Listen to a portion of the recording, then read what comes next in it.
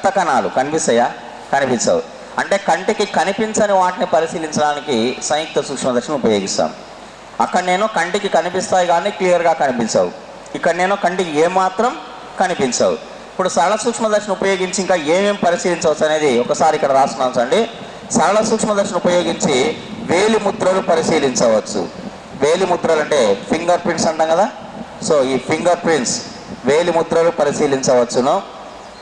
Next గోడ గడియారంలోని భాగాలు, గోడ గడియారంలోని భాగాలు పరిశీలించవచ్చును. నెక్స్ట్ గాజు వస్తువులపై ఏర్పరిచిన అక్షరాలు, ఇందాక మీకు చెప్పిన ఎగ్జాంపుల్ లాగా ఏదైనా గాజు వస్తున్నప్పుడు దానిపైన ఏవైనా అక్షరాలు ఏర్పాటు చేస్తే ఇవన్నిటిని పరిశీలించడానికి సరళ సూక్ష్మదర్శిని ఉపయోగిస్తాం. వేలి ముద్రలు ఫింగర్ ప్రింట్స్ కానీ, గోడ గడియారంలోని భాగాలు కానీ, గాజు వస్తువులపై ఏర్పరిచిన అక్షరాలు కానీ, వీటన్నిటిని పరిశీలించడానికి సరళ సూక్ష్మదర్శిని ఉపయోగిస్తారు. ఇక సంయుక్త సూక్ష్మదర్శిని అయితే అసలు కంటికి ఏమాత్రం కనిపించవు అన్నాం. అస్సలు కనిపించవు. కనిపించవు అంటే ఏవేవి పరిశీలించవచ్చు అంటే మనం ఇందాక మాట్లాడుకున్నట్లుగా బ్యాక్టీరియాలను పరిశీలించవచ్చును, బ్యాక్టీరియా, వైరస్లను పరిశీలించవచ్చును, రక్త కణాలను పరిశీలించవచ్చును. ఇవేవి కంటికి కనిపించవు. కనిపిస్తాయా? Bacterias, viruses, blood cells all are observed by compound microscope. Fingerprints, parts in clocks, letters on glass plate all are observed by simple microscope here. So బ్యాక్టీరియాలను, వైరస్లను, రక్త కణాలను పరిశీలించడానికి సంయుక్త సూక్ష్మదర్శిని ఉపయోగిస్తాం. సో అయితే ఇక్కడ వైరస్ అంటున్నాం కదా. వైరస్ అంటే దాని మీనింగ్ ఏంటంటే విషం అని అర్థం. వైరస్ అంటే ఏమని అర్థం? విషం. వైరస్ మీన్స్ టాక్సిక్, టాక్సిక్ లేదా పాయిజన్ అన్నాం వైరస్ అంటే. వైరస్ల గురించి అధ్యయనం చేసే శాస్త్రాన్ని ఏమంటారు? వైరాలజీ. వైరస్ల గురించి అధ్యయనం చేసే శాస్త్రము వైరాలజీ. మరి వైరస్ అంటే దాని మీనింగ్ ఏమంటున్నాం? విషం అంటున్నాం. అన్నప్పుడు విష పదార్థాల గురించి అధ్యయనం చేసే శాస్త్రాన్ని ఏమంటారు? టాక్సికాలజీ. విషాలజీ కాదు, ఇక్కడ టాక్సికాలజీ. వైరస్ల గురించి అధ్యయనం అన్నప్పుడు వైరాలజీ అన్నాం కదా. విష పదార్థాల గురించి అధ్యయనం అంటే కూడా విషాలజీ అని అలా ఏముండదు, టాక్సికాలజీ అంటారు. దాన్ని ఏమంటారు? టాక్సికాలజీ. అయితే ఇక్కడ మనం వైరస్లను పరిశీలించడానికి దేన్ని ఉపయోగిస్తారని చెప్తున్నాం? సంయుక్త సూక్ష్మదర్శిని అన్నాం, అవునా? కానీ ప్రస్తుతం ఏం చేస్తున్నారంటే ఈ వైరస్లను పరిశీలించడానికి ఎలక్ట్రానిక్ సూక్ష్మదర్శిని ఉపయోగిస్తున్నారు. ఎలక్ట్రానిక్ మైక్రోస్కోప్ అంటాం. ఎలక్ట్రానిక్ మైక్రోస్కోప్, ఎలక్ట్రానిక్ సూక్ష్మదర్శిని దేన్ని పరిశీలించడానికి ఉపయోగిస్తున్నాం? వైరస్లను పరిశీలించడానికి. వైరస్లను పరిశీలించడానికి ప్రస్తుతము ఎలక్ట్రానిక్ సూక్ష్మదర్శిని ఉపయోగిస్తున్నారు. ఇక్కడ ఈ పాయింట్ కొంచెం ఇంపార్టెన్స్ అండి. ఇది ఈ మధ్య కాలంలో కొంచెం బాగా అడుగుతున్నాడు. ఎలక్ట్రానిక్ సూక్ష్మదర్శిని కనుగొన్న శాస్త్రవేత్త ఎవరు అని అడుగుతున్నాడు. ఎవరు కనుగొన్నారని? ఎలక్ట్రానిక్ సూక్ష్మదర్శిని కనుగొన్న శాస్త్రవేత్తలు ఇద్దరు ఉన్నారు. ఒక ఆయన పేరు మాక్స్ నాల్, ఇంకో ఆయన పేరు Ernst Ruska. Max Knoll, Ernst Ruska అంటాం. అది కొంచెం ఇంపార్టెంట్ పాయింట్. ప్రస్తుతము వైరస్లను పరిశీలించడానికి ఎలక్ట్రానిక్ సూక్ష్మదర్శిని ఉపయోగిస్తున్నారు. ఈ ఎలక్ట్రానిక్ సూక్ష్మదర్శిని కనుగొన్న శాస్త్రవేత్తలు ఇద్దరు. వాళ్ళు ఒక ఆయన పేరు మాక్స్ నాల్, ఇంకో ఆయన పేరు ఎర్నెస్ట్ రస్క్ అని చెప్పండాం. సో ఇది మనకు ఉన్నటువంటి సూక్ష్మదర్శినికి సంబంధించింది. నిన్న దూరదర్శిని చదివాం, ఈరోజు సూక్ష్మదర్శిని చదివాం. దూరదర్శిని ఇంగ్లీష్లో ఏమన్నాం? టెలిస్కోప్. సూక్ష్మదర్శిని ఇంగ్లీష్లో ఏమన్నాం? మైక్రోస్కోప్. అంటే టెలిస్కోపు, మైక్రోస్కోప్ రెండు స్కోపులు అయిపోయాయి ఇప్పుడు. నెక్స్ట్ మూడవది పెరిస్కోప్ ఉంది. ఎందుకు యూజ్ చేస్తారు, ఎవరు కనుగొన్నారు అనేది పెరిస్కోప్ గురించి చదవాలి. మనం ఆల్రెడీ పెరిస్కోప్ ఏ సూత్రంపై ఆధారపడి పనిచేస్తున్నాం చెప్పాము, నిన్ననే చెప్పాము. పెరిస్కోప్ ఏ సూత్రం? పరావర్తనము అంటాం. సో అంబులెన్స్లోని అక్షరాలు రివర్స్లో ఉండడానికి కారణం అంటే ఏమన్నాం? పార్శ్వ విలోమము అన్నాం. ఫెర్మాట్ సూత్రం అని దేన్ని పిలుస్తారన్నాం? ఫెర్మాట్ సూత్రం, ఫెర్మాట్ కనిష్ట కాల నియమం. Very good, super. క్లాప్స్ కొడదామంటే చేతులు ఖాళీ లేవు. ఓకేనా? సో ఇది సంయుక్త సూక్ష్మదర్శిని, సరళ సూక్ష్మదర్శిని, ఎలక్ట్రానిక్ సూక్ష్మదర్శిని, microscope. Next periscope. Next heading ఏంటిది? Periscope heading. Next heading periscope. So ఈ పెరిస్కోప్ను కనుగొన్న శాస్త్రవేత్త ఎవరంటే Hippolyte Marie Davy. Hippolyte Marie Davy పెరిస్కోప్ను కనుగొన్న శాస్త్రవేత్త. కనుగొన్నది ఎవరంటున్నాం? Hippolyte Marie Davy. Periscope invented by Hippolyte Marie Davy. పెరిస్కోప్ను కనుగొన్నది హిప్పోలైట్ మేరీ డేవి. కనుగొన్నది ఈయన. కాకపోతే ఈ పెరిస్కోప్ను మొట్టమొదట ఉపయోగించింది మాత్రం సైమన్ లేక్ అనే శాస్త్రవేత్త. మొట్టమొదటిసారిగా పెరిస్కోప్ను జలంతర్గామిలో ఉపయోగించారు. జలంతర్గామిలో మొట్టమొదటిసారిగా పెరిస్కోప్ను ఉపయోగించిన శాస్త్రవేత్త మాత్రం ఎవరు అంటే సైమన్ లేక్ ఉపయోగించింది. కనుగొన్నది ఎవరు? హిప్పోలైట్ మేరీ డేవి కనుగొన్న శాస్త్రవేత్త. మొట్టమొదటిసారిగా దాన్ని జలంతర్గామిలో, జలంతర్గామి అంటే సబ్మెరైన్స్ అంటాం, ఆ జలంతర్గామిలో మొట్టమొదటిసారిగా పెరిస్కోప్ను ఉపయోగించిన శాస్త్రవేత్త మాత్రం ఎవరు అంటే సైమన్ లేక్ అంటాం. సో ఇక ఈ పెరిస్కోప్ అనేది కాంతి పరావర్తనంపై ఆధారపడి పనిచేస్తుంది. మనం నిన్న కూడా రాసుకున్నాం, అవునా? పెరిస్కోప్ ఏ సూత్రంపై ఆధారపడి పనిచేస్తుంది? కాంతి పరావర్తనంపై ఆధారపడి పెరిస్కోప్ పనిచేస్తుంది. ఏ ఆకారంలో ఉంటుందంటే ఇది జెడ్ ఆకారంలో ఉంటుంది. ఏ ఆకారంలో ఉంటుంది? జెడ్ ఆకారం, జెడ్ షేప్ అంటాం పెరిస్కోప్ అనేది. సో ఇలా ఉంటుంది, జెడ్ ఆకారంలో ఉంటుంది పెరిస్కోప్ అనేది. పెరిస్కోప్ ఏ ఆకారంలో ఉంటుంది? జెడ్ ఆకారం. జెడ్ ఆకారంలో ఉండి దీనికి ఇక్కడ సమతల దర్పణం ఉంటాయి. ఇది ఒక సమతల దర్పణం ఇక్కడ ఉంటుంది ఇలా. దీన్ని M1 అన్న అంటే మిర్రర్ 1, మొదటి సమతల దర్పణము అన్నట్లు. ఇక్కడ మరొక సమతల దర్పణం ఉంటుంది, దీన్ని M2 అంటున్నాం అంటే మిర్రర్ 2. మిర్రర్ 2 అంటే రెండవ సమతల దర్పణము, మిర్రర్ 1 అంటే మొదటి సమతల దర్పణం. రెండు సమతల దర్పణాలు అమర్చబడి ఉంటాయి దానిపైన. అయితే ఇక్కడ నుంచి ఏమవుతుందంటే కాంతి కిరణము పెరిస్కోప్ లోపలికి ఇలా ప్రవేశిస్తుంది. ప్రవేశించి మొదటి దర్పణం పైన కాంతి కిరణం పడుతుంది. ఇక్కడ పెరిస్కోప్ లోపలికి కాంతి కిరణం ప్రవేశించి మొదటి దర్పణంపై పడుతుంది. పడి మొదటి దర్పణం నుంచి పరావర్తనం చెంది కాంతి కిరణం వచ్చి మళ్ళీ రెండవ దర్పణంపై పడుతుంది.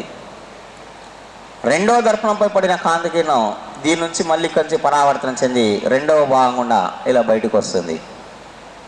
అంటే ఇప్పుడు పెరిస్కోప్లో కాంతి కిరణం మొత్తం ఎన్నిసార్లు పరావర్తనం చెందింది? 2 సార్లు. ఇక్కడ ఎన్ని దర్పణాలు ఉపయోగించాం? 2. ఏవేవి? M1, M2. అయితే ఇక్కడ M1, M2 అనేటువంటి 2 దర్పణాలు అన్నట్టు.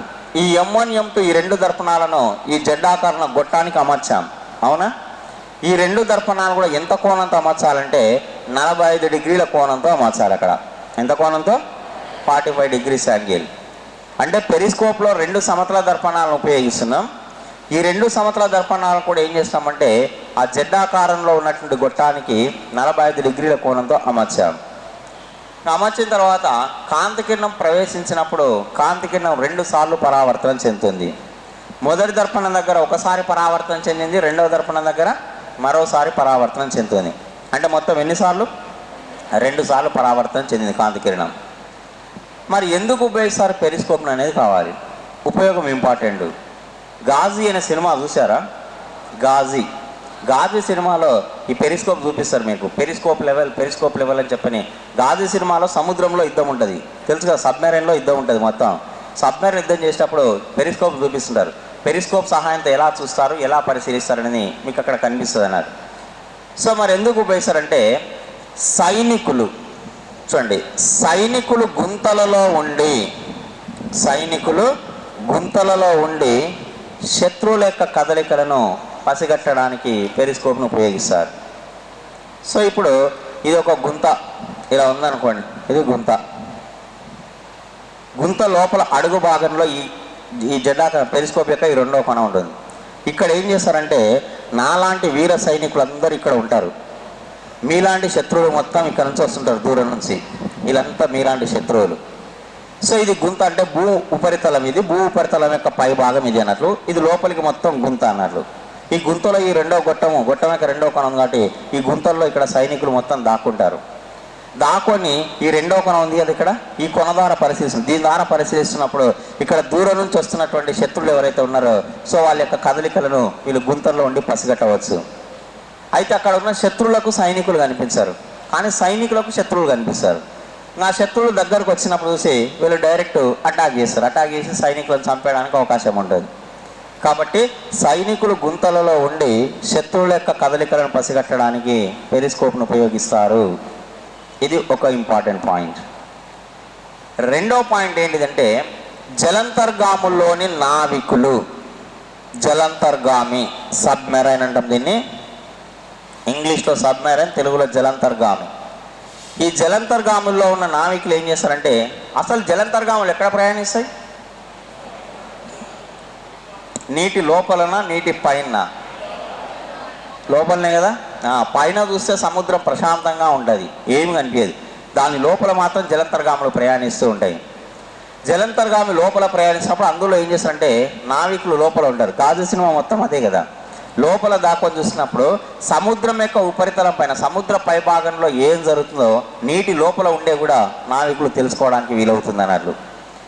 సో మీరు గాజు సినిమాలో సో శత్రువులు అక్కడ నుంచి వస్తున్నప్పుడు వాళ్ళు ఎంత దూరం ఉన్నారు, ఎన్ని కిలోమీటర్ల దూరం ఉన్నారు, సో వాళ్ళని అటాక్ చేయాలంటే మనం ఎలాంటి సబ్మెరైన్ నుంచి ఎలాంటి టార్పెడో వదలాలి అని చెప్పని పెరిస్కోప్ సహాయంతో చూస్తూ ఉంటారు సముద్ర ఉపరితలం పైకి. అంటే వాళ్ళు నీళ్ళల్లో ఉన్నప్పటికీ సముద్రం పైన ఏం జరుగుతుందో తెలుసుకోవడానికి ఈ పరికరాన్ని ఉపయోగిస్తారు. మొట్టమొదటి దీన్ని ఉపయోగించిన జలంతర్గామిలోనే పెరిస్కోప్ను. మీకు అందుకోసం స్టార్టింగ్లో చెప్పాను, పెరిస్కోప్ను మొట్టమొదటి ఉపయోగించిన శాస్త్రవేత్త ఎవరన్నా? Simon lake. ఎక్కడ ఉపయోగించారన్నా? జలంతర్గామిలోనే ఉపయోగించారు. కానీ ఆ పెరిస్కోప్ను మొట్టమొదటి కనుగొన్నది ఎవరన్నా? హిప్పోలైట్ మేరీ డేవి. కనుగొన్నది హిప్పోలైట్ మేరీ డేవి. దాన్ని మొట్టమొదటిసారిగా జలంతర్గామిలో ఉపయోగించిన శాస్త్రవేత్త మాత్రం సైమన్ లేక్ అన్నాం. సో ఇది ఇప్పుడు పెరిస్కోప్ ఏ సూత్రంపై ఆధారపడి పనిచేస్తుంది అంటే ఏమనాలి? కాంతి పరావర్తనం అనే సూత్రంపై ఆధారపడి పనిచేస్తుంది. పెరిస్కోప్లో ఎన్ని సమతల దర్పణాలు ఉపయోగించాం? 2 దర్పణాలను ఎంత కోణంతో అమర్చాం? 45 డిగ్రీల కోణంతో. పెరిస్కోప్లో కాంతి కిరణం ఎన్నిసార్లు పరావర్తనం చెందింది? 2 సార్లు పరావర్తనం చెందింది. ఏ సూత్రం అంటే కాంతి పరావర్తనం. ఏ ఆకారంలో ఉందంటే జెడ్ ఆకారంలో ఉంది. ఎన్ని సమతల దర్పణాలు అమర్చామంటే 2 సమతల దర్పణాలు. ఎంత కోణంతో అమర్చామంటే 45 డిగ్రీల కోణంతో. కాంతి కిరణం ఎన్నిసార్లు పరావర్తనం చెందుతుంటే 2 సార్లు పరావర్తనం చెందుతుంది. ఎందుకు ఉపయోగిస్తారంటే ఈ 2 పాయింట్లు యాడ్ చేయాలి. సైనికులు గుంతలలో ఉండి శత్రువుల యొక్క కదలికలను పసిగట్టడానికి పెరిస్కోప్ ఉపయోగిస్తారు. అది ఒకటి ఇంపార్టెంట్ పాయింట్. రెండో ఇంపార్టెంట్ పాయింట్, జలంతర్గాములో ఉన్న నావికులు సముద్ర ఉపరితలంపై జరిగే సన్నివేశాలను పరిశీలించడానికి కూడా పెరిస్కోప్ ఉపయోగిస్తారు అంటాం. ఇది మనకున్నటువంటి పెరిస్కోప్కి సంబంధించింది. ఇక్కడనే దీని పక్కనే పెరిస్కోప్ లాంటిదే మరొక స్కోప్ ఉంటుంది, స్టీరియోస్కోప్ అంటారు దీన్ని. ఏమంటారు? స్టీరియోస్కోప్. నెక్స్ట్ స్కోప్ ఇది స్టీరియోస్కోప్. పెరిస్కోపు, స్టీరియోస్కోపు, కెలిడాస్కోప్ అన్నారు స్కోపులు అన్నీ మొత్తం. ఇప్పుడు మనం చదువుతున్నది స్టీరియోస్కోప్. Next one స్టీరియోస్కోప్. దీన్ని కనుగొన్న శాస్త్రవేత్త ఎవరు అంటే స్టీరియోస్కోప్ను డేవిడ్ బ్రూస్టర్. ఒక ఆయన పేరు డేవిడ్ బ్రూస్టర్, మరో ఆయన పేరు వీట్స్టన్ అంటాం. వీట్స్టన్, డేవిడ్ బ్రూస్టర్, వీట్స్టన్ అనేటువంటి 2 శాస్త్రవేత్తలు ఏం చేశారంటే స్టీరియోస్కోప్ను కనుగొన్నారు. స్టీరియోస్కోప్ను కనుగొన్నది ఎవరు? David Brewster and Wheatstone. ఈ స్టీరియోస్కోప్ కూడా కాంతి పరావర్తనంపై ఆధారపడి పనిచేస్తుంది. ఏ సూత్రంపై ఆధారపడి? కాంతి పరావర్తనం. సో ఇప్పుడు పెరిస్కోప్ ఏ సూత్రం అన్నా? కాంతి పరావర్తనం. ఇక్కడ కాంతి కిరణం ఎన్నిసార్లు పరావర్తనం చెందింది? 2 సార్లు. సో ఇక్కడ పెరిస్కోప్ ఏ సూత్రంపై ఆధారపడి పనిచేస్తుందంటే జస్ట్ కాంతి పరావర్తనం అని. కానీ 2 సార్లు కాంతి పరావర్తనం అని ఏం చెప్పొద్దు. ఇక్కడ 2 సార్లు పరావర్తనం చెందిందని 2 సార్లు పరావర్తనం అనే సూత్రం అని ఏం చెప్పాల్సిన అవసరం లేదు అక్కడ. ఓకేనా? ఇక్కడ ఇది స్టీరియోస్కోప్ కూడా కాంతి పరావర్తనం అనే సూత్రంపై ఆధారపడి పనిచేస్తుంది. ఎందుకు ఉపయోగిస్తారు స్టీరియోస్కోప్ అంటే ఒక వస్తువు యొక్క 3D ప్రతిబింబాన్ని పరిశీలించాలి. దేని పరిశీలించాలి? 3D ప్రతిబింబం. వస్తువు యొక్క 3D ప్రతిబింబాన్ని పరిశీలించడానికి స్టీరియోస్కోప్ను ఉపయోగిస్తారు. స్టీరియోస్కోప్ను కనుగొన్నది ఎవరంటున్నాం? David Brewster and Wheatstone. Stereoscope ఏ సూత్రంపై ఆధారపడి పనిచేస్తున్నాం? కాంతి పరావర్తనం. ఎందుకు ఉపయోగిస్తున్నాం మనం? వస్తువు యొక్క 3D ప్రతిబింబాలను పరిశీలించాలి. 3D ప్రతిబింబాలను పరిశీలించడానికి స్టీరియోస్కోప్ అనేటువంటి పరికరాన్ని ఉపయోగిస్తున్నాం. ఈ స్టీరియోస్కోప్ లాంటిదే మరొక స్కోప్ ఉంటుంది. దీని పేరు కెలిడయాస్కోప్ అంటారు. ఏమంటారు దీన్ని? కెలిడయాస్కోప్. ఇది మనం నిన్న కూడా చెప్పుకున్నాం నిన్న, అవునా? పెరిస్కోపు కెలిడయాస్కోప్ అని రెండు కూడా నిన్న రాశాం. కెలిడయాస్కోప్ ఏ సూత్రంపై ఆధారపడి పనిచేస్తాను నేను చెప్పాను కదా? చెప్పలేదా? మీకేం గుర్తు లేనట్లుంది కదా. సో కెలిడయాస్కోప్ దీన్ని కనుగొన్న శాస్త్రవేత్త డేవిడ్ బ్రూస్టర్. ఓన్లీ డేవిడ్ బ్రూస్టరే, ఒక్కడే. డేవిడ్ బ్రూస్టర్ అనే శాస్త్రవేత్త కెలిడయాస్కోప్ను కనుగొన్నాడు. ఇప్పుడు ఇది కూడా ఏ సూత్రంపై ఆధారపడి పనిచేస్తుందంటే ఏమనాలి? కాంతి పరావర్తనమే. నిన్న కూడా చెప్పుకున్నాం ఈ మాట. కెలిడయాస్కోప్ అనేది కూడా కాంతి పరావర్తనంపై ఆధారపడి పనిచేస్తుంది. దేనిపైన ఆధారపడి పనిచేస్తుంది? కాంతి పరావర్తనం. ఇప్పుడు బోర్డు మీద ఉన్న 3 స్కోపులు కూడా కాంతి పరావర్తనమే. చూడండి, పెరిస్కోపు కాంతి పరావర్తనమే, స్టీరియోస్కోపు కాంతి పరావర్తనమే, కెలిడయాస్కోపు కాంతి పరావర్తనమే. కానీ నిన్న చెప్పినవి వేరున్నాయి కొన్ని. లాప్రోస్కోప్ ఏ సూత్రం మనం? లాప్రోస్కోప్ కానీ ఎండోస్కోప్ కానీ ఏ సూత్రం అన్నాం? సంపూర్ణాంతర పరావర్తనము అన్నాం. స్టెథోస్కోపు మీకు మొత్తం నేను 6 స్కోప్ల గురించి చెప్పాను. ఫస్ట్ పెరిస్కోప్ గురించి వచ్చింది. పెరిస్కోప్ ధ్వని పరావర్తనము లేదా ప్రతిధ్వని అని చెప్పాను, అవునా? నెక్స్ట్ రెండోది మనకు అది స్టెథోస్కోప్ అయిపోయిన తర్వాత రెండోది మనకు నేను చెప్పుకున్నాం ఎండోస్కోపు, లాప్రోస్కోప్ అని. ఎండోస్కోపు, లాప్రోస్కోప్ రెండు కూడా సంపూర్ణాంతర పరావర్తనంపై ఆధారపడి పనిచేస్తాయి అన్నాం. ఆ రెండు. ఇక్కడ మాత్రం పెరిస్కోపు, స్టీరియోస్కోపు, కెలిడయాస్కోప్ ఈ 3 కూడా కాంతి పరావర్తనంపై ఆధారపడి పనిచేస్తాయి. 3 ఒకే సూత్రం. కాకపోతే కనుగొన్నది ఒక్కొక్కరు వేరువేరు, ఉపయోగం వేరువేరు కాబట్టి ఇండివిజువల్గా రాసుకుంటున్నాం. ఇప్పుడు కెలిడయాస్కోప్ ఏ సూత్రంపై ఆధారపడి పనిచేస్తుందంటే కాంతి పరావర్తనం. ఎందుకు ఉపయోగిస్తున్నాం కెలిడయాస్కోప్ అంటే ఒక వస్తువు యొక్క ప్రతిబింబాలను అనంత సంఖ్యలో పరిశీలించాలి. అనంత సంఖ్యలో వస్తువు యొక్క ప్రతిబింబాలను పరిశీలించాలి. అనంత సంఖ్యలో అంటే ఎక్కువ సంఖ్యలో అన్నట్లు. వస్తువు యొక్క ప్రతిబింబాలను చాలా ఎక్కువ సంఖ్యలో, అనంత సంఖ్యలో పరిశీలించడానికి కెలిడయాస్కోప్ను ఉపయోగిస్తారు. సో ఇది కెలిడయాస్కోప్. సో ఇప్పుడు స్టీరియోస్కోప్ ఉపయోగం ఏమన్నా? ఎందుకు యూజ్ చేస్తారన్నా స్టీరియోస్కోపు? దేని పరిశీలించడానికి? వస్తువు యొక్క 3D ప్రతిబింబాన్ని పరిశీలించాలి. కెలిడయాస్కోప్ ఎందుకు ఉపయోగిస్తారంటున్నాం? వస్తువు యొక్క ప్రతిబింబాలను అనంత సంఖ్యలో, ఎక్కువ సంఖ్యలో పరిశీలించడానికి ఉపయోగిస్తారన్నాం. పెరిస్కోప్ ఎందుకు ఉపయోగిస్తారన్నాం?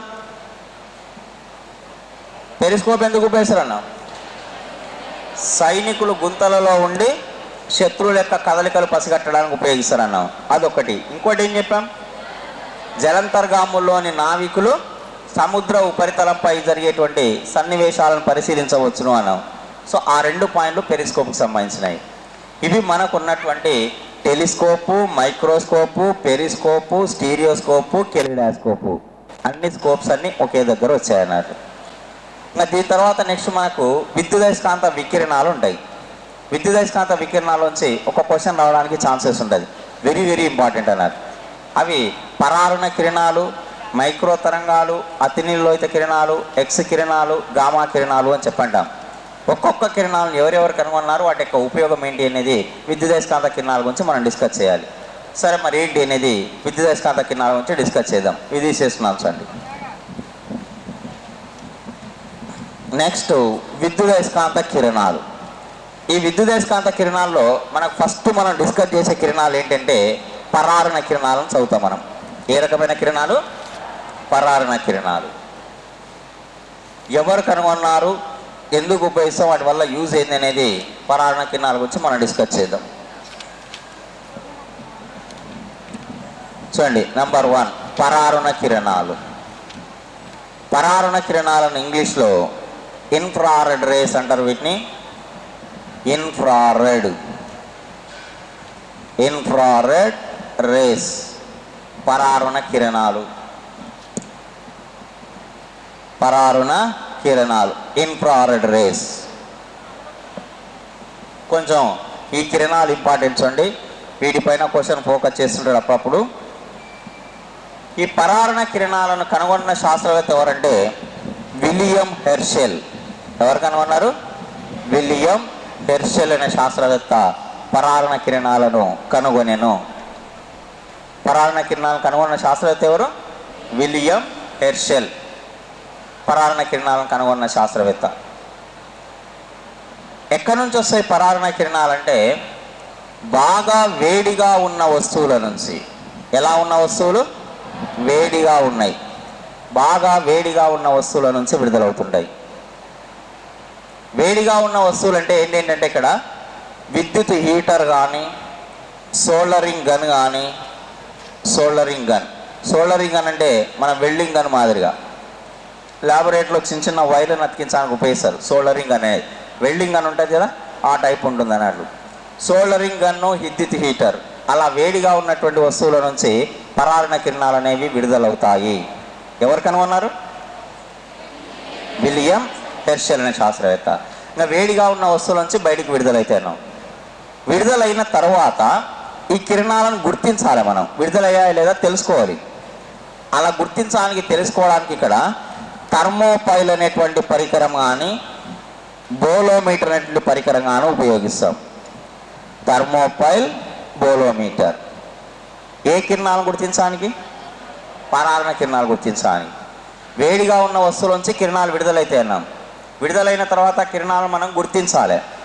అలా గుర్తించడానికి ఏ పరికరాలు ఉపయోగిస్తారంటే థర్మోపైల్ అయిన పరికరము, బోలోమీటర్ అనేటువంటి పరికరాన్ని ఉపయోగిస్తారు. మరి వీటి వల్ల ఉపయోగాలు ఏంటి, ఎక్కడెక్కడ ఉపయోగిస్తారు పరారుణ కిరణాలను అనేది మనం రాసుకుందాం. పరారుణ కిరణాలు ఎక్కడెక్కడ ఉపయోగిస్తారంటే ఈ పరారుణ కిరణాలు అనేవి పొగమంచు కలిగిన ప్రదేశాల గుండా ప్రయాణించగలవు. ఎలాంటి ప్రదేశాలు? పొగమంచు కలిగిన ప్రదేశాలు. Infrared rays are travelling through fog. పొగమంచు, మొత్తం వాతావరణం అంతా పొగమంచు కమ్ముకున్నప్పుడు మనకేమైనా కనిపిస్తుందా? కనిపించదు. కానీ పరారుణ కిరణాలు పొగమంచు కలిగినప్పటికీ వాటి గుండా దూసుకొని పోయే తత్వం పరారుణ కిరణాలకు ఉంటుంది. ఈ పరారుణ కిరణాలకు చీకటిలో ప్రయాణం కూడా ఉంటుంది. చీకటిలో infrared rays are travelling through darkness. చీకట్లో ప్రయాణించే స్వభావం కూడా ఉంటుంది. ఇక్కడ చీకట్లో ప్రయాణించే స్వభావం ఉంటుంది కాబట్టి ఏం చేస్తారంటే చీకట్లో వస్తువుల యొక్క ఫోటోలను స్పష్టంగా తీయడానికి పరారుణ కిరణాలను ఉపయోగిస్తారు. చీకట్లో వస్తువుల యొక్క ఫోటోలను స్పష్టంగా తీయడానికి ఏ కిరణాలను ఉపయోగిస్తారంటే పరారుణ కిరణాలను ఉపయోగిస్తారు. పొగమంచు కలిగిన ప్రదేశాల గుండా ప్రయాణించే కిరణాలు ఏవి? పరారుణ కిరణాలు. చీకట్లో వస్తువుల ఫోటోలను తీయడానికి ఉపయోగించే కిరణాలు ఏవి? పరారుణ కిరణాలే. ఈ పరారుణ కిరణాలను పాములు గుర్తించగలవు. ఏ గుర్తిస్తాయి? పాములు, సర్పాలు అంటాం కదా. సో పాములు పరారుణ కిరణాలను ఈజీగా గుర్తిస్తాయి అన్నట్టు. అతి నీళ్ళలో అయితే కిరణాలను గుర్తించేవి తేనెటీగలు, పరారుణ కిరణాలను గుర్తించేవి పాములు. చూడండి. So next very important point వస్తుంది చూడండి. Very important point. పరారుణ కిరణాలు అనేవి ఎలక్ట్రానిక్ రిమోట్ల నుంచి విడుదలవుతాయి. ఎక్కువగా ఈ పాయింట్ అడిగాడు మనకి ఎగ్జామ్ పాయింట్ ఆఫ్ వ్యూలో. ఎలక్ట్రానిక్ రిమోట్స్ అంటే టీవీ రిమోట్ కానీ, వీడియో ప్లేయర్ రిమోట్ కానీ, ఆడియో ప్లేయర్ రిమోట్ కానీ, ఇవన్నీ కూడా ఎలక్ట్రానిక్ రిమోట్స్ అవుతాయి. అవునా? సో ఆ రిమోట్ నుంచి బయటికి విడుదలయ్యే కిరణాలు ఏవంటే పరారుణ కిరణాలు. సో క్రింది వాటిలో టీవీ రిమోట్ల నుంచి విడుదలయ్యే కిరణాలు ఏవి అంటే ఏం చెప్పాలి? పరారుణ కిరణాలు. రోబో సినిమా చూసారా? రోబో 1 చూసారా? Very good. చూసినట్లు ఇంకా అప్పటికి గుర్తుందంటే అమేజింగ్. రోబో 1 సినిమాలో రోబో పేరు ఏం పేరు? Very good. హీరోయిన్ పేరు ఏం పేరు? సనా. నేను ఇప్పుడు ఒక సీన్ చెప్తా, ఒక సన్నివేశం చెప్తాను, మీకు అది గుర్తొస్తుందో లేదు చూడండి. సనా ఏం చేస్తుందంటే ఎగ్జామ్స్కు సీరియస్గా చదువుతుంటుంది. చదువుతుంటే ఆ పక్కన ఏం చేస్తారంటే ఎల్లమ్మ తల్లి మల్లమ్మ తల్లి అని చెప్పని సౌండ్ పెట్టి డిస్టర్బ్ చేస్తూ ఉంటారు. డిస్టర్బ్ చేస్తుంటే సనా ఏం చేస్తుందంటే చిట్టిని తీసుకొని ఆ సంఘటన స్థలానికి వెళ్తుంది. వెళ్ళిన తర్వాత చిట్టి వాళ్ళకి ఫస్ట్ మర్యాదపూర్వకంగా చెప్తాడు, ఇక్కడ ఎగ్జామ్స్ ఉండి చదువుకుంటున్నారు, హార్ట్ పేషెంట్స్ ఉన్నారు, మీరు ఆ డీజే సౌండ్ బాగా తగ్గించుకోండి అని చెప్పని చిట్టి మర్యాదపూర్వకంగా చెప్తారు. చెప్తే అక్కడ ఉన్న క్యాండిడేట్ వినకుండా రిమోట్ తీసుకొని రిమోట్తో మళ్ళీ సౌండ్ బాగా పెంచుతాడు. అవునా? రిమోట్ సౌండ్ బాగా పెంచి ఇంకా సౌండ్ ఎక్కువైనాక మళ్ళీ డ్యాన్స్ చేస్తుంటారు. డ్యాన్స్ చేస్తున్నప్పుడు సనా ఏమంటుందంటే చిట్టి ఏదో ఒకటి చెయ్యి చిట్టి అంటది. అన్నప్పుడు చిట్టి ఒక మాట అంటాడు. ఏమంటాడు? మూసుకోనే తర్వాత దానికి ముందు అంటాడు, మా సినిమా చూసామన్నారు, అంతా చెప్పాను, సీన్ అంతా గుర్తొచ్చింది. విషయం ఏంటంటే అదే అక్కడనే మనకు సబ్జెక్ట్ సంబంధించిన పాయింట్ ఉంది. ఈ పాయింట్ ఎవరు గుర్తున్నారు? సబ్జెక్ట్ సంబంధించి. మిగతా అంతా చెవులు మూసుకునేది గుర్తుంది, అంతా గుర్తుంది, కానీ మన సబ్జెక్ట్ సంబంధించిన అయితే సౌండ్ రిమోట్ తన బాగా పెంచిన తర్వాత ఇంకా మళ్ళీ డ్యాన్స్ చేస్తుంటే ఏదో ఒకటి చేయి చిట్టి అంటది. అన్నప్పుడు చిట్టి ఏమిటంటే నో ప్రాబ్లమ్స్ అనా, electronic remote is a infrared device అని చెప్పంటాడు. ఇన్ఫ్రారెడ్ డివైస్ అంటే ఇన్ఫ్రారెడ్ కిరణాలను ఉత్పత్తి చేసేది అన్నాడు. అని ఆడైనా రిమోట్ తన సౌండ్ పెంచితే చిట్టి ఏం చేస్తుంది? కంటి చూపుతో దాన్ని మొత్తాన్ని కూడా తగ్గించేస్తుంది సౌండ్. అవునా? అంటే ఎలక్ట్రానిక్ రిమోట్ ఇన్ఫ్రారెడ్ డివైస్ అంటే ఎలక్ట్రానిక్ రిమోట్ను నేను కంట్రోల్ చేస్తాను అని కంటి చూపుతో చిట్టి సౌండ్ తగ్గించినాక వాడు రిమోట్తో ట్రై చేస్తే రిమోట్ పనిచేయదు. సారీ, రిమోట్ మొత్తం ఈయన కంట్రోల్ చేశాడు. రిమోట్ పని చేయకపోతే విసిరి కొట్టి ఆ డివైస్ దగ్గరికి వెళ్ళి మళ్ళీ వాల్యూమ్ బాగా పెంచుతాడు. పెంచి మళ్ళీ డ్యాన్స్ చేస్తుంటే అప్పుడు చెవులు మూసుకుంటాడు. అప్పుడు ఆమె చెవులు మూసుకుంటే కంటి చూపుతో ఒక్కసారిగా మళ్ళీ సౌండ్ బాగా పెంచేసరికి ఆ డివైస్ మొత్తం ఏమవుతుంది? పేలిపోతుంది, మొత్తం పగిలిపోతుంది అన్నారు. అంటే ఈ సీన్ అంతా మీకు గుర్తుంది, కానీ నో ప్రాబ్లమ్స్ అన్న electronic remote is a infrared device అనే వర్డ్ మాత్రం ఇది ఎవరికే గుర్తులేదు కదా. అవునా? కానీ అదే మనకు కావాల్సిన సబ్జెక్ట్ సంబంధించిన పాయింట్. అసలైంది వదిలేశారు, మిగతాదంతా గుర్తుపెట్టుకున్నారు. చెవులు మూసుకొని గుర్తుపెట్టినారు, చిట్టి అని గుర్తుపెట్టినారు, సనా అని గుర్తుపెట్టినారు. సో ఇది కాబట్టి ఇప్పుడు ఎలక్ట్రానిక్ రిమోట్ల నుంచి ఏ కిరణాలు బయటికి విడుదలైతే అంటే ఏం చెప్పాలి? పరారణ కిరణాలు బయటికి విడుదలవుతాయి. సో ఈ పరారణ కిరణాలను బ్రీత్ అనలైజర్లో ఉపయోగిస్తారు. ఎందులో యూజ్ చేస్తారు? Breath analyser. బ్రీత్ అనలైజర్ ఎందుకు యూజ్ చేస్తారు తెలుసు కదా? డ్రంక్ అండ్ డ్రైవ్, ఆల్కహాల్ తాగిన వ్యక్తిని గుర్తించడానికి బ్రీత్ అనలైజర్ యూజ్ చేస్తారు. మీరు తాగి బండి నడుపుతున్నారని చెప్పని ఫస్ట్ బండి ఆపు ఆపు ఆపు అంటారు. మీరు బండి ఆపుతారు. మీకు ముందర పెట్టి ఊదు ఊదు ఊదు అంటారు. మీరేం చేస్తారు? ఊదరా ఊదరా? మీరు ఊదరా? మీరు ఊదరు అంటే భయపడ్డట్లు. ఎందుకు భయపడ్డారు? ఊదుతాం సార్ అని మీరు చెప్తే మీరు జెన్యూన్గా ఉన్నారు. అంటే మీకు ఎవరికి ఆల్కహాల్ అలవాటు లేదు కాబట్టి డైరెక్ట్గా మీరు ఊదుతా అని చెప్పి చెప్పుకుంటున్నారు. ఊదము అంటే దాని అర్థం మీరు ఖచ్చితంగా తాగినట్లే లెక్క. ఎందుకంటే ఊదితే దొరికిపోతున్నారు. సో అందుకోసం అక్కడ మీకు ముందర పెట్టి ఊదేది బ్రీత్ అనలైజర్ అంటారు దాన్ని. అయితే బ్రీత్ అనలైజర్లో 2 రకాలు ఉంటాయి. ఎలక్ట్రానిక్ బ్రీత్ అనలైజర్ ఉంటుంది, కెమికల్ బేస్డ్ బ్రీత్ అనలైజర్ ఉంటుంది. ఎలక్ట్రానిక్ బ్రీత్ అనలైజర్లో మాత్రమే పరారణ కిరణాలు ఉపయోగిస్తారు ఎలక్ట్రానిక్ది. కానీ కెమికల్ బేస్డ్ రసాయనంతో పనిచేసేది ఉంటుంది. రసాయనం కూడా ఏ రసాయనం అంటే ఇక్కడ పొటాషియం డైక్రోమేట్ అనే రసాయనం ఉపయోగిస్తారు ఆల్కహాల్ తాగిన వ్యక్తిని గుర్తించడానికి. ఏ రసాయనము? Potassium dichromate. ఈ రసాయనం ఉపయోగిస్తారు చూడండి, K2Cr2O7 దీని ఫార్ములా. ఇక్కడ క్వశ్చన్ బట్టి మీరు ఆన్సర్ పెట్టాలి. ఆల్కహాల్ తాగిన వ్యక్తిని గుర్తించడానికి ఉపయోగించే కిరణాలు అంటే పరారణ కిరణాలు. ఎందుకంటే ఇక్కడ బ్రీత్ అనలైజర్లో ఏ కిరణాలు ఉపయోగిస్తున్నాం? పరారణ కిరణాలే. కాబట్టి ఆల్కహాల్ తాగిన వ్యక్తిని గుర్తించడానికి పరారణ కిరణాలను ఉపయోగిస్తారు. కిరణాలను అడిగితే ఆల్కహాల్ తాగిన వ్యక్తిని గుర్తించడానికి ఉపయోగించే రసాయనము అంటే పొటాషియం డైక్రోమేట్ అనాలి. మీకు క్వశ్చన్ ఇచ్చినప్పుడు క్వశ్చన్లో కిరణాలను మెన్షన్ చేశాడా రసాయనం అని మెన్షన్ చేశాడు చూడాలి. ఏ కిరణాలను ఉపయోగించి ఆల్కహాల్ తాగిన వ్యక్తిని గుర్తించవచ్చును అంటే పరారణ కిరణాలు. ఏ రసాయనం ఉపయోగించి ఆల్కహాల్ తాగిన వ్యక్తిని గుర్తించవచ్చును అంటే పొటాషియం డైక్రోమేట్ అంటాం. ఈ పరారణ కిరణాలు నెక్స్ట్ ఇంకేం చేస్తారంటే ఫిజియోథెరపీలో కూడా ఉపయోగిస్తారు. ఫిజియోథెరపీ శారీరక చికిత్సల్లో మర్దన వేస్తారు కదా, దాన్ని మనం ఫిజియోథెరపీ అంటారు. ఇప్పుడు చేతులు కానీ కాళ్ళు కానీ వేలు కానీ ఏమైనా సో జంప్ చేసినప్పుడు పట్టుకుంటాయి కదా, సో అవి పట్టుకున్నప్పుడు వాటిని రుద్ది మర్దన వేస్తుంటారు కదా, దాన్ని ఫిజియోథెరపీ అంటారు. ఆ ఫిజియోథెరపీ అనేటువంటి ప్రక్రియలో కూడా ఏం చేస్తారంటే పరారుణ కిరణాలను ఉపయోగిస్తారు. ఈ పరారుణ కిరణాలకు ఉన్నటువంటి చెడ్డ గుణం ఏంటి అంటే, ఇప్పుడు సూర్యుని నుంచి అతిలోహిత కిరణాలు బయటకు వస్తుంటాయి. అతిలోహిత కిరణాలతో పాటు పరారుణ కిరణాలలో కొన్ని బయటకు వస్తుంటాయి సూర్యుని నుంచి. ఇప్పుడు పరారుణ కిరణాలు ఎక్కడి నుంచి వస్తాయను? వేడిగా ఉన్న వస్తువుల నుంచి వస్తాయను. ఎగ్జాంపుల్ అంటే మీకు హీటరు, సోల్డరింగ్ అనేవి చెప్పారు. సూర్యుడు వేడిగా ఉండడా? ఇప్పుడు బయటకు వేడిగా ఉండడా? బయటకు పోతున్న ఎండకే మనం ఇక్కడనే తట్టుకోలేము. మరి ఇంకా సూర్యుని దగ్గర అంటే ఎలా ఉంటుంది వేడి? ఇంకా బాగా ఫుల్ వేడిగా ఉంటాడు. సూర్యుడి నుంచి అతిలోహిత కిరణాలు ఫస్ట్ బయటకు వస్తాయి. తర్వాత వాటితో పాటు పరారుణ కిరణాలు కూడా వస్తాయి. పరారుణ కిరణాలు సూర్యుడి నుంచి వచ్చి వాతావరణంలో ప్రవేశించినప్పుడు మనకు వాతావరణంలో ఎక్కువ పరిమాణంలో నైట్రోజన్ వాయువు ఉంటుంది కదా. ఆ నైట్రోజన్ వాయువు ఏం చేస్తుందంటే పరారుణ కిరణాలు మొత్తాన్ని శోషించుకుంటుంది. పరారుణ కిరణాలు శోషించుకోవడం వల్ల కొన్నిసార్లు ఏమవుతుందంటే వాతావరణం యొక్క ఉష్ణోగ్రత పెరుగుతూ ఉంటుంది. వాతావరణం యొక్క ఉష్ణోగ్రత పెరగడాన్ని మనం ఇక్కడ ఏమంటారంటే గ్లోబల్ వార్మింగ్ అంటారు. దాన్నే మనం గ్రీన్ హౌస్ ఎఫెక్ట్ అనే పేరుతో కూడా పిలుస్తాం. గ్రీన్ హౌస్ ఎఫెక్ట్ లేదా గ్లోబల్ వార్మింగ్ అంటే వాతావరణం యొక్క ఉష్ణోగ్రత పెరగడం అన్నట్లు. మరి ఆ వాతావరణం యొక్క ఉష్ణోగ్రతను పెంచడంలో కూడా ఇక్కడ ఏ కిరణాలు వాతావరణం యొక్క ఉష్ణోగ్రతను పెంచడానికి కారణమవుతున్నాయంటే పరారుణ కిరణాలను కూడా చెప్పవచ్చు. లేకపోతే కొన్నిసార్లు గ్లోబల్ వార్మింగ్ లేదా గ్రీన్ హౌస్ ఎఫెక్ట్కు కారణమయ్యే కిరణాలు అని అనుకోండి పరారుణ కిరణాలు అనాలి. Global warming green house effect కారణమయ్యే వాయువు అని అనుకోండి మెయిన్ కార్బన్ డైఆక్సైడ్ వాయువు. మనం కెమిక్స్ చెప్పేటప్పుడు అవన్నీ వస్తాయి. ముఖ్యంగా వాయువు అన్నప్పుడు కార్బన్ డైఆక్సైడ్, కిరణాలు అన్నప్పుడు మాత్రం పరారుణ కిరణాలు అని చెప్పుకోవాలి. సో ఇవి మనకు ఉన్నటువంటి పరారుణ కిరణాలకు సంబంధించింది. ఎవరు కనుగొన్నారు పరారుణ కిరణాలను? William Herschel. ఎక్కడి నుంచి వస్తాయన్నా? గుర్తించడానికి ఉపయోగించే పరికరాలు ఏవి? టిఫిన్ చేసేచ్చారా? చేశారా చేయలేదా? చేయకపోతే తెప్పిస్తా బ్రేక్ ఇచ్చి తిందూరు.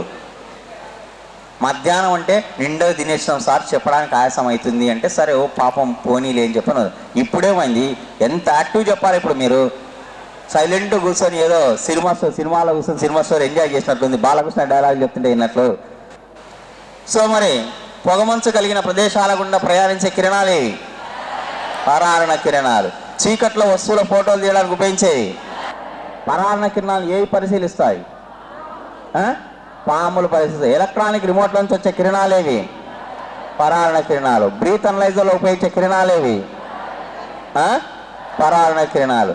సో ఆల్కహాల్ తాగిన వ్యక్తిని గుర్తించడానికి ఉపయోగించే కిరణాలు ఏవి? నేను కిరణాలు అన్నా. కిరణాలు అంటే పరారుణ కిరణాలు. ఆల్కహాల్ తాగిన వ్యక్తిని గుర్తించడానికి ఉపయోగించే రసాయనం పొటాషియం డైక్రోమేట్. రసాయనం అన్నప్పుడు పొటాషియం డైక్రోమేట్ చెప్పాలి. కిరణాలు అన్నప్పుడు మాత్రం పరారుణ కిరణాలు అని చెప్పాలి.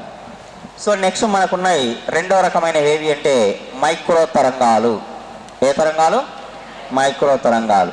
మైక్రోస్. ఇక్కడ ఈ పొగమంచు కలిగిన ప్రదేశాలు, చీకట్లో వస్తువుల ఫోటోలు తీయడానికి ఎలక్ట్రానిక్ రిమోట్, పొటాషియం డైక్రోమేట్ ఈ పాయింట్లన్నీ ఇంపార్టెంట్ పాయింట్స్ అండి. ఎలక్ట్రానిక్ రిమోట్ నుంచి వచ్చే కిరణాలు అనేది ఇంపార్టెంట్. ఆల్కహాల్ తాగిన వ్యక్తిని గుర్తించడానికి ఉపయోగించే రసాయన పొటాషియం డైక్రోమేట్ అనేది ఇంపార్టెంట్ పాయింట్. సో చీకట్లో వస్తువుల ఫోటోలు తీయడానికి ఉపయోగించే కిరణాలు ఉన్నాయి కదా ఇక్కడ, అది కూడా ఇంపార్టెంట్ పాయింట్. అవన్నీ ఇంపార్టెంట్ అని గుర్తు పెట్టేసేసుకోండి అక్కడ. నెక్స్ట్ రెండో రకమైన కిరణాలు ఏంటి ఇక్కడ? మైక్రో తరంగాలు. ఈ మైక్రో తరంగాలను కనుగొన్న శాస్త్రవేత్త ఎవరంటే మ్యాక్స్వెల్. ఒక ఆయన మ్యాక్స్వెల్, ఇంకో ఆయన స్పెన్సర్ అండ్ మ్యాక్స్వెల్ మైక్రో తరంగాలను కనుగొన్న శాస్త్రవేత్తలు. Microwaves are discovered by Maxwell and Spencer. ఎక్కడి నుంచి వస్తాయి మైక్రో తరంగాలంటే విద్యుదయస్కాంత డోలకాల నుండి ఉత్పత్తి అవుతాయి. ఎక్కడి నుంచి? విద్యుదయస్కాంత డోలకాలు. మైక్రో తరంగాలు అనేవి విద్యుదయస్కాంత డోలకాల నుండి ఉత్పత్తి అవుతాయి. Microwaves are produced by electromagnetic oscillators. Microwaves are produced by electromagnetic oscillators. విద్యుదయస్కాంత డోలకాల నుండి ఉత్పత్తి అవుతాయి. ఎప్పుడు ఉత్పత్తి అవుతాయి ఈ డోలకాల నుంచి అంటే అది కూడా మనం ఈ విద్యుదయస్కాంత డోలకాలను 10⁹ హెర్ట్జుల నుండి 10⁻11 హెర్ట్జులు ఈ పౌనపున్యాల మధ్య కంపింప చేయాలి. వేటిని కంపింప చేయాలి? విద్యుదయస్కాంత డోలకాలను. విద్యుదయస్కాంత డోలకాలను 10⁹ నుంచి 10⁻11 హెర్ట్జెస్ ఆ పౌనపున్యాల మధ్య డోలకాలను మనం కంపింప చేస్తే దాని నుంచి మనకు మైక్రో తరంగాలు అనేవి విడుదలవుతాయి. కాబట్టి సింపుల్గా మైక్రో తరంగాలు విద్యుదయస్కాంత డోలకాల నుంచి ఉత్పత్తి అవుతాయి అంటున్నాం. మరి ఎక్కడెక్కడ ఉపయోగిస్తారు మైక్రో తరంగాలను అంటే, మైక్రో తరంగాలను రాడార్లలో ఉపయోగిస్తారు. ఎక్కడ యూజ్ చేస్తారు? రాడార్. ఫస్ట్ లెసన్లో చెప్పారు దీని గురించి. రాడార్ అంటే అబ్రివేషన్ ఏమన్నా? రేడియో ఒకటే వచ్చింది. రేడియో డిటెక్షన్ అండ్ రేంజింగ్ అంటాం. Radio detection and ranging. RA అంటే రేడియో, డి అంటే డిటెక్షన్, ఏ అంటే అండ్, ఆర్ అంటే ranging. Radio detection and ranging radar అంటే. ఈ రాడార్లో ఉపయోగించే తరంగాలు ఏమంటే మైక్రో తరంగాలు. ఈ మైక్రో తరంగాలను మైక్రో ఓవెన్లో కూడా ఉపయోగిస్తారు. తెలుసు కదా మైక్రో ఓవెన్ అంటే? ఏం చేస్తారు మైక్రో ఓవెన్తో? ఏం చేస్తారు? పదార్థాలను వేడి చేస్తారు. ఇప్పుడు మీకంటే ఇక్కడ అందుబాటులో లేదు. ఒకవేళ మీకు ఇక్కడ అందుబాటులో ఉంటే నేను బ్రేక్ ఇచ్చాను అనుకోండి, బ్రేక్ టైంలో మీరు బయటికి వెళ్ళి కాస్త రిలీఫ్ కోసం మీరు ఏం చేస్తారంటే ఒక ఎగ్ పఫ్ అని తింటారు, లేకపోతే ఇంత టీ తాగుతారు, బ్రేక్లో క్లాస్కి మళ్ళీ వస్తారు రీ ఎనర్జీ కోసం. అవునా? ఇక్కడ ఎగ్ పప్పులు లేవు, అసలు మైక్రో షాపులే లేవు ఇక్కడ రోడ్డు పక్కన. కాబట్టి మీరు సైలెంట్గా ఉన్నారు. మరి మీరు వెళ్ళిన వెంటనే మీకు వేడి ఎగ్ పఫ్ పెడతాడు. ఎగ్ పఫ్ వేడిది ఇచ్చాడంటే ఫస్ట్ ఎగ్ పఫ్ నార్మల్గా ఉంటుంది, దాన్ని మీరు వెళ్ళిన వెంటనే మైక్రో ఓవెన్లో పెట్టేస్తాడు. 2-3 నిమిషాల తర్వాత తీసి పేపర్ ప్లేట్లో పెట్టేస్తే మీరు చేతిలో పట్టుకొని పేపర్ ప్లేట్ ఊదుకుంటూ తింటూ ఉంటారు ఫ్రెష్గా ఉంది అని. అవునా? మరి అది వేడి అయిందంటే అక్కడ ఏ పరికరాన్ని ఉపయోగించారు?